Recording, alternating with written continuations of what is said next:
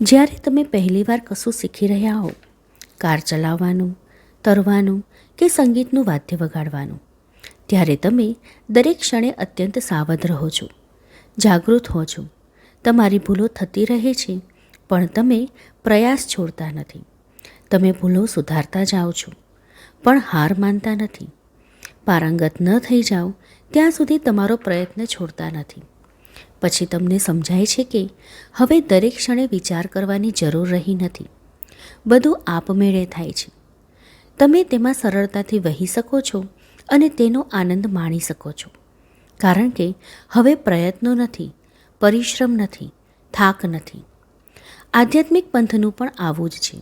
જેમ જેમ તે તમારો હિસ્સો બની જશે, તેમ તેમ તમારે મારા વિશે સભાનપણે વિચાર કરવાની જરૂર ઓછી પડશે. મારી ઉપસ્થિતિનું તેજ તમારામાં આપોઆપ વ્યાપી વળેલું રહેશે. તમારે મારા લયમાં તમારો લય ભેળવવાની મથામણ કરવી નહીં પડે, કારણ કે તમારો લય આપમેળે સંધાઈ ગયો હશે. આ તો એટલું સરળ છે જેટલો શ્વાસોશ્વાસ.